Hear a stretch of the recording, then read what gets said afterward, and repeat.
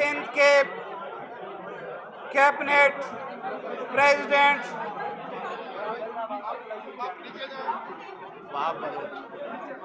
मोहतरम वहाब बलोच साहब,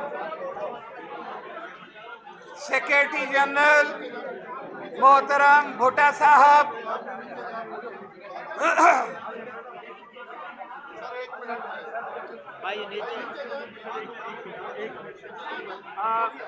ये तमाम अहबाब जो स्टेज पे है नीचे आ जाएं। तमाम आए इसलिए कि हमारे मरकजी सदर आपसे खिताब करेंगे। नीचे हो जाए, खाली करें स्टेज। आप नीचे आ जाए जी, जरा नीचे नीचे आइए आइए। मैं इंतजामिया के दोस्तों को बोलूँगा कि इनको दोस्तों को नीचे करें और हमारी मेन स्पीचेज हैं वो रहती हैं, और मेहरबानी आप लोग की आप नीचे जाएं, प्रोग्राम को ख़राब नहीं करें, मेहरबानी करें, आप प्रोग्राम को ख़राब नहीं करें। सर नहीं करें, माहौल खराब क्यों किया है? राणा साहब ने तले करो यार, मेरा काम हो गया, आ जाओ।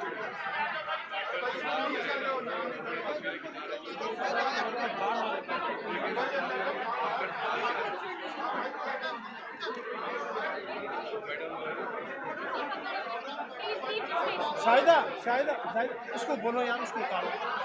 आप शुरू करें, मैं निकालती हूं। आप लोग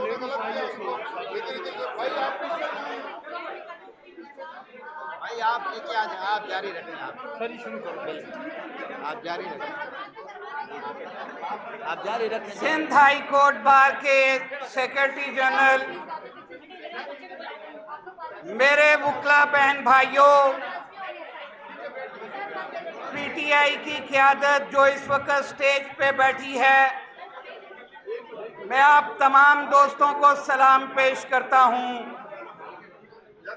और इस बात का शुक्रिया भी अदा करता हूं यहां आईएलएफ की सारी टीम जिन्होंने इतना खूबसूरत आज का फंक्शन मुनाकिद किया।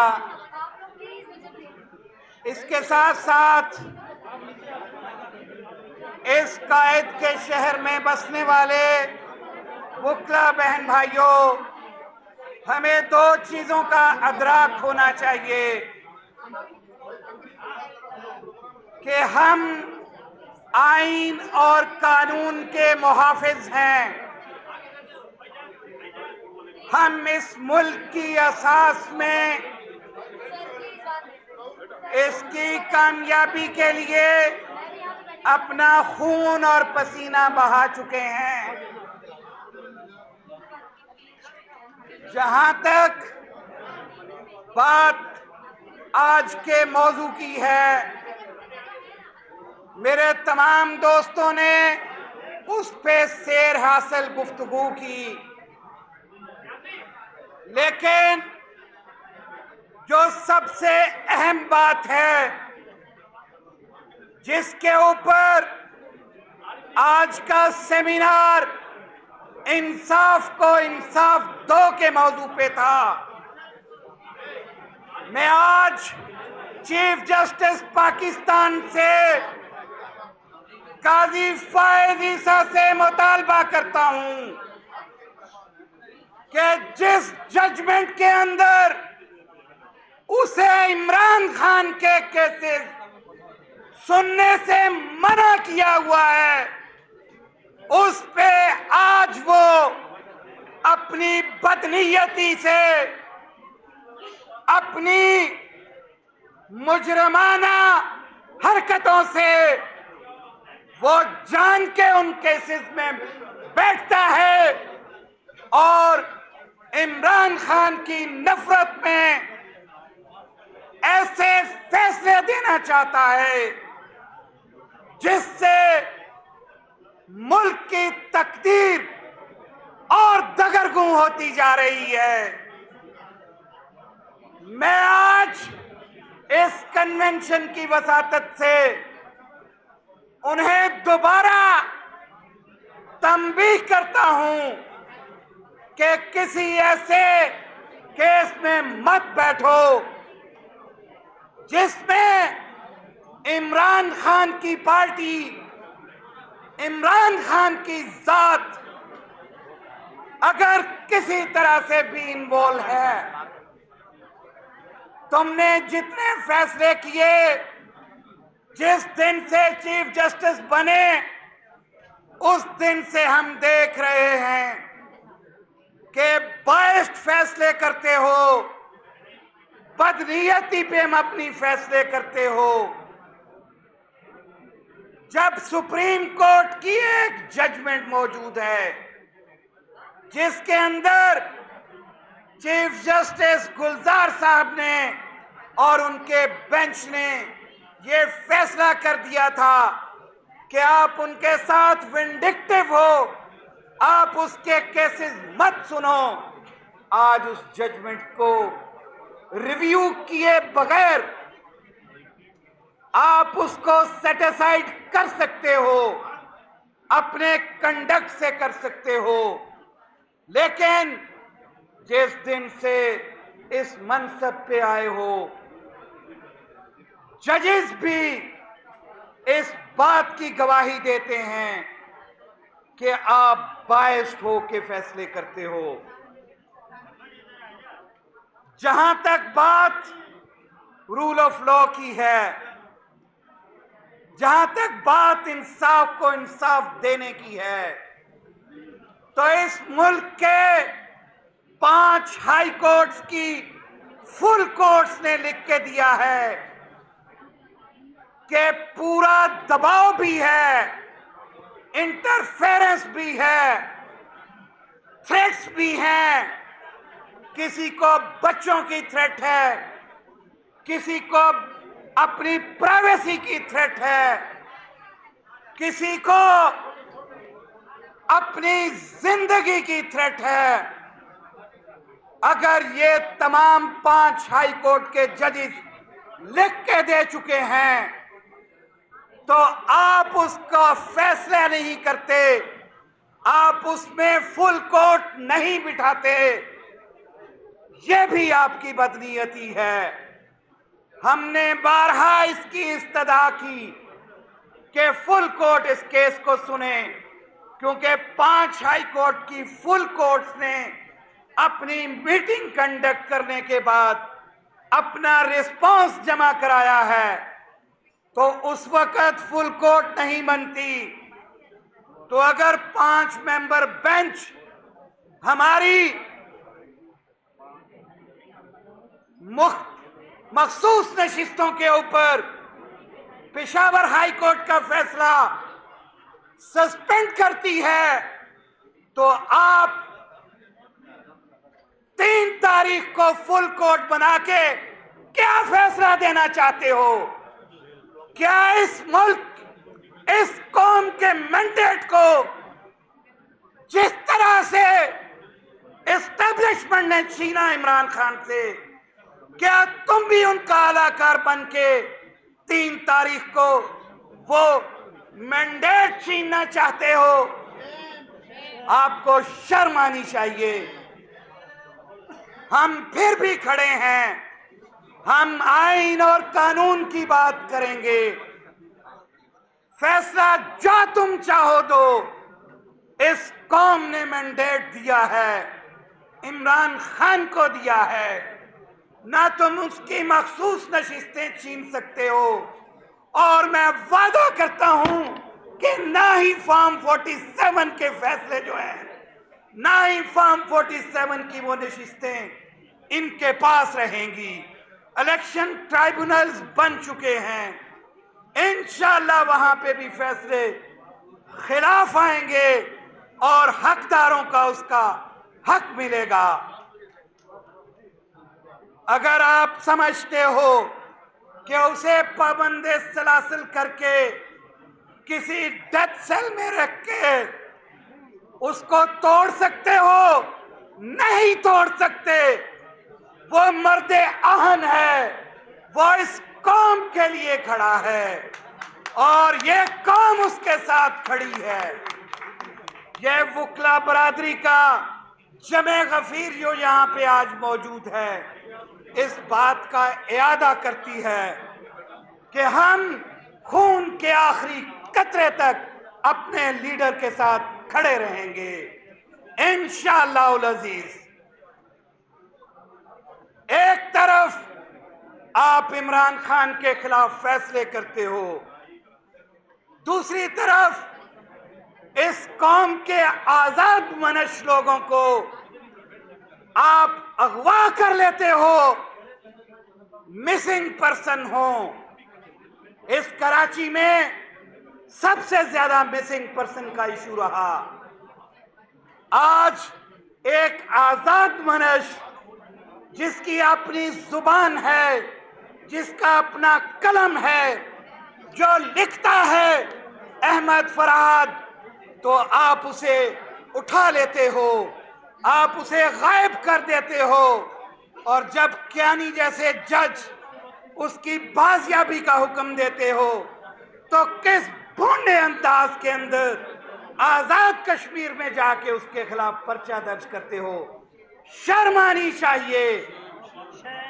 हम पूरी वकला बरादरी इस बात को कंडेम करते हैं और मुतालबा करते हैं कि इस शहर कायद का हर मिसिंग पर्सन पेश किया जाए, उसके पेरेंट्स को वापस दिया जाए। बलोचिस्तान के मिसिंग पर्सन को फिल फॉर पेश किया जाए। इमरान खान के साथ ताल्लुक रखने वाले लोगों के साथ आप जितना मर्जी जुल्म कर लो, और तुम्हें शर्म आनी चाहिए कि नैब के केसेस में किसी एक बिजनेसमैन को आप अपना वादा माफ गवाह बनाना चाहते थे, उसके इनकार के ऊपर उसके दफ्तरों में, उसकी सोसाइटीज पे छापे मारते हो। लेकिन ये ताकत भी मेरा रब उसे अता करता है जो इमरान खान के खिलाफ वादा माफ गवाह बनने से इनकार करता है। कितना जुल्म करोगे? किस किस के बच्चे को उठाओगे? किस किस मां को बेवा कर दोगे? आप जितना जुल्म करोगे उतनी नफरत ज्यादा बढ़ेगी। आपका खौफ था पहले, अब वो नफरत में बदल चुका है। अभी बात हुई थी कि एक ट्वीट हुआ है, इमरान खान ने कोई एक और गद्दारी कर दी है। मुजीब को गद्दार डिक्लेयर किया था आपने, यहां हुकूमत बनाई, इस मुल्क को दो टुकड़े किया, आपको उससे भी सबक नहीं मिला। मैं समझता हूं कि क्यों उस कमीशन की रिपोर्ट जो कि इस मुल्क की हुकूमत ने बनाई, क्यों नहीं पब्लिश करते? क्यों लोगों के ऊपर उस पे पढ़ने पे आप FIRs देते हो? खुदा खौफी करें, किसी और बड़े सानहे की तरफ ना जाएं। मुल्क में आईन मुअत्तल है, मईशत तबाह हो चुकी है। अगर भट्टो का ट्रायल हो सकता है तो हमीदुर रहमान कमीशन रिपोर्ट क्यों नहीं पेश की जा सकती? क्यों नहीं पब्लिक की जा सकती? खुदारा आज भी होश के नाखुन लो, खुदारा आज भी होश के नाखुन लो। इस 25 करोड़ अवाम और इस मुल्क के खुदादाद के लिए आप आज भी बैठें, मिल के फैसला करें कि इस मुल्क को चलाने का हक यहाँ पे मुंतखब नुमाइंदों के पास है या किसी और मुक्तदर हल्के के पास है। हरगिज़ ऐसा नहीं हो सकता। दोहरा मायार देखें इस हुकूमत का। खावर माने का कोई एक थप्पड़ लगता है, एक गंदे शख्स को जो किसी को गाली बकता है, उसको एक थप्पड़ लगता है तो मासूम वकला के ऊपर 780 का पर्चा दे दिया जाता है। रऊफ हसन के ऊपर इक़दाम कत्ल होता है, उसको जख्मी किया जाता है, उसके ऊपर FIR देने के लिए आप 3 दिन सोचते हो। शर्म आनी चाहिए। यहां पे कानून एक जैसा नहीं होगा। तो सरकार दो आलम सल्लल्लाहु अलैहि वसल्लम की तुम उस बात की नफी करते हो कि अगर ये जुर्म मेरी बेटी भी करती तो मैं उसके भी हाथ काटने का हुक्म देता। आप उस निजाम इंसाफ जो हजरत उमर ने यहां राइज किया था, आप उसकी नफी करते हो। इस दुनिया में भी आप सजा पाओगे, क़यामत वाले दिन भी आप जवाबदेह ठहरोगे। आज वक्त है कौम के खड़े होने का। वकला इसके साथ खड़े हैं, वकला हमेशा खड़े रहेंगे। वो इंटीरियर सिंध हो, वो मेट्रोपॉलिटन कराची और हैदराबाद हो, हर जगह का वकील इस जुल्म के खिलाफ खड़ा है। जुल्म फिर जुल्म है, बढ़ता है तो मिट जाता है। खून फिर खून है, टपकेगा तो जम जाएगा। होश के नाखून लें, इस मुल्क और कौम की तकदीर पे रहम करें। एक ग्रैंड डायलॉग बनाएं, बैठें। अभी मली मोहम्मद खान साहब कह रहे थे, उनकी पहली स्पीच जो उन्होंने की, उसके अंदर यही तकाजा था कि बैठें इस मुल्क और कौम की तकदीर बदलने के लिए।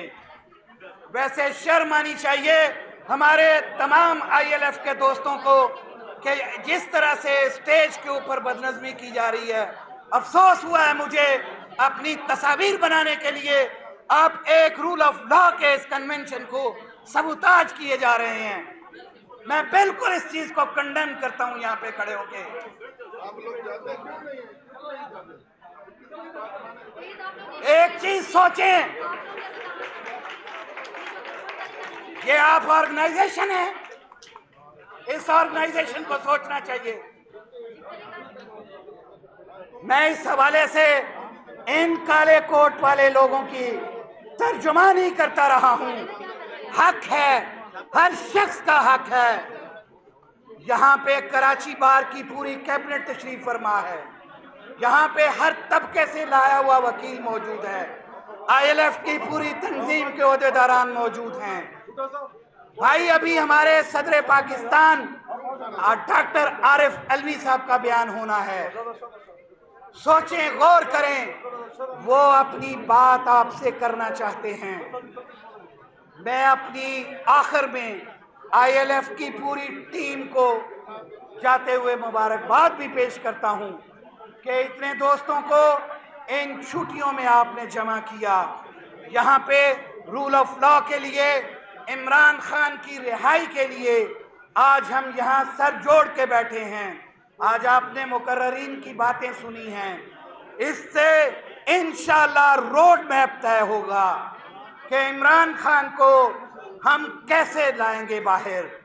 वो डिटरमिन हैं, वो खड़े हैं, हमने उनके साथ खड़े होना है और जो कमी कोताही हमारे अंदर है उसको भी दूर करना है।